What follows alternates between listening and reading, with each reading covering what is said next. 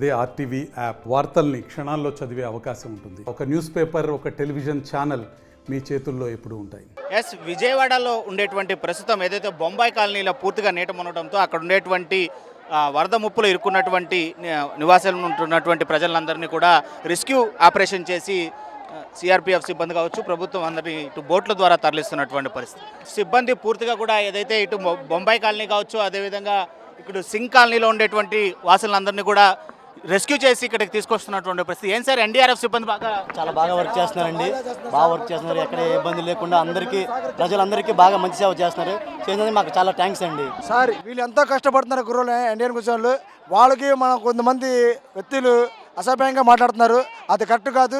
మన విజయవాడకి బాధతో వచ్చినారు, వీళ్ళు బాగా హెల్ప్ బాగా చేస్తున్నారు సార్. పేషెంట్లను కూడా రెస్క్యూ చేసి బోట్ల ద్వారా తరలిస్తున్నటువంటి పరిస్థితిని మనం చూస్తున్నాం. ఇంకా ప్రైవేట్ బోట్ల సహాయంతో కూడా ఇక్కడ చాలా వరకు ప్రభుత్వము చర్యలు చేపడుతుంది. పెద్ద ఎత్తున ఒక బోటు ఇలా ఒక బోటు ఇటు లెఫ్ట్ సైడ్ నుంచి స్ట్రీట్లో వెళ్తుంటే మరికొన్ని బోట్స్ అక్కడి నుంచి రిసీవ్ చేసుకొని, అంటే ఎవరైతే వేరే ప్రాంతానికి తమ బంధువుల ఇళ్ళకి కావచ్చు లేదా వేరే ప్రాంతంలో ఉండడానికి ఇష్టపడుతూ తమ నివాసంలో ఉన్నటువంటి వస్తువులందరినీ భద్రపరుచుకొని తిరిగి ఒడ్డుకు చేరుకోవాలనుకుంటున్నారో వాళ్ళందరినీ రెస్క్యూ ఆపరేషన్ చేసి పెద్ద సంఖ్యలో ఇటు తరలిస్తున్నటువంటి పరిస్థితిని చాలా స్పష్టంగా చూస్తున్నాం. అయితే నీటి మట్టం పూర్తిగా తగ్గిపోతున్నటువంటి క్రమంలో ఈ పడవల్ని కొద్దిగా నడపడం కష్టతరంగా మారుతుంది అని చెప్పి కూడా పడవకు సంబంధించినటువంటి నిర్వాహకులు చెప్తున్నటువంటి పరిస్థితి. అంటే నీరు మట్టం తగ్గిన దానివల్ల మోటార్ దెబ్బతింటుందా ఏంటి? దెబ్బతింట వస్తుంది అనమాట.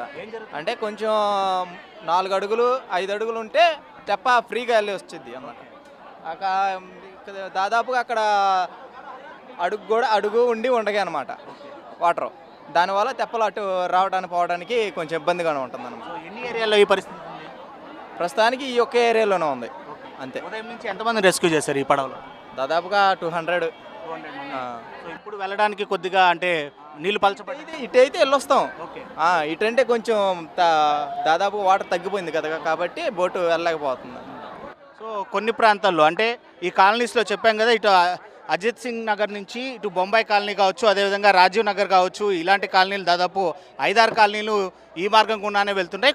కొన్ని మార్గాల్లో ఇప్పటికే రోడ్డు క్లియర్ అవుతూ వాటర్ లెవెల్ తగ్గుతుండటంతో పడవను నడపడానికి, అంటే ఈ మోటార్ని నీళ్ళలోకి పెడితే ఖచ్చితంగా అది రోడ్డుకి ర్యాపిడ్ అయ్యి మోటార్ దెబ్బతినడమే కాకుండా పడవ తెడ్డుకు సంబంధించినటువంటి అడుగు భాగం కూడా దెబ్బతినేటువంటి అవకాశాలు ఉంటాయి. కాబట్టి కొన్ని ప్రాంతాలకైతే పడవని తీసుకెళ్లేటువంటి పరిస్థితి లేదు అని కొంతమంది పడవ నిర్వాహకులు చెప్తున్నటువంటి పరిస్థితి. అయితే ప్రభుత్వం అయితే మాత్రం అలసత్వం చూపొద్దు, ఖచ్చితంగా దానిపైన కఠిన చర్యలు ఉంటాయని సీఎం చంద్రబాబు హెచ్చరిక మేరకు అధికార యంత్రాంగం మధ్యాహ్నం నుంచి చంద్రబాబు మీడియాతో మాట్లాడిన అనంతరము శరవేగంగా కదులుతుందనే చెప్పాలి. ఎక్కడికక్కడ ఉదయం ఆర్టీవీ ఇదే ప్రాంతాన్ని కవర్ చేసింది. ఉదయం పూర్తిగా కూడా వెళ్ళే దారిలో కేవలం నడక మార్గం గుండా వెళ్ళేటువంటి ప్రజలను అయితే మాత్రమే చూసాము. ఎక్కడ బోట్లను కావచ్చు లేదా అధికార యంత్రాంగాన్ని కూడా చూడనటువంటి పరిస్థితి. అయితే ఇప్పుడు అందుకు భిన్నంగా మారింది. వన్స్ సీఎం ఇచ్చినటువంటి వార్నింగ్ అనంతరం ఒకసారిగా యంత్రాంగం మొత్తం కదిలింది.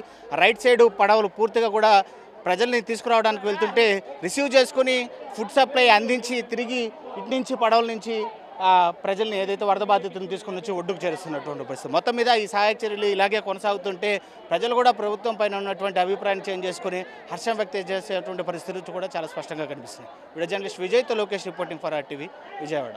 మరిన్ని వీడియోస్ కోసం ఛానల్ ని సబ్స్క్రైబ్ చేయండి. లేటెస్ట్ అప్డేట్స్ కోసం వాట్సాప్ ఛానల్ ని ఫాలో చేయండి. అండ్ లింక్ డిస్క్రిప్షన్ లో ఉంది.